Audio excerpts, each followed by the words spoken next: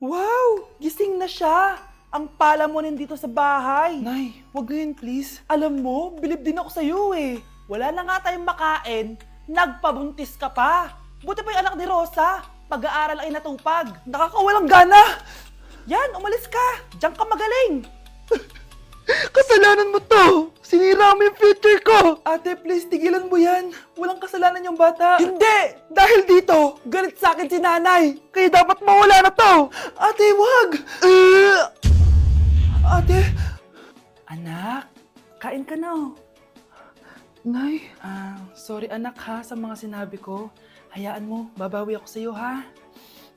thank you, Nay. Nay, sumasakit yan ko. Nay. Oo, yung pinag-usapan natin ha. Hihintayin ko ng mga anak tong babaeng to. Pag nabigay ko na yung bata, ibigay mo na agad yung pera sa akin ha. Balak ibenta ni nanay yung anak ko.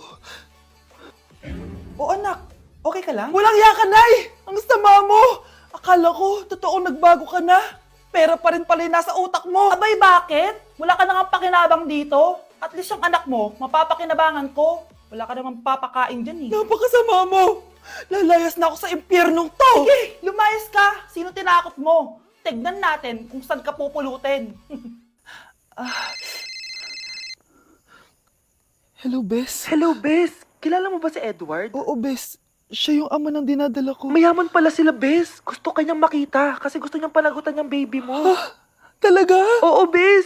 Ito na yun, Bes. Bes, hindi mo na kailangan magtiis na nanay mo. Hindi pwedeng anak ko lang ang makikinabang sa yaman ng lalaking yun. Dapat ako din.